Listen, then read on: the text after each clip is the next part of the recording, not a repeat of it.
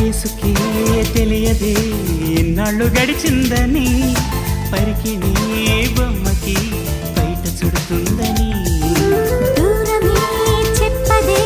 నీ రూపు మారిందని స్నేహమే ప్రేమగా పెరిగి పెద్దయిందని ఇకపై మన కౌగిలింతకి చలి చీకటి కంట పడదని ఎప్పుడు మన జంట గడపకి కలతన్నది చేరుకోదని కొత్తగా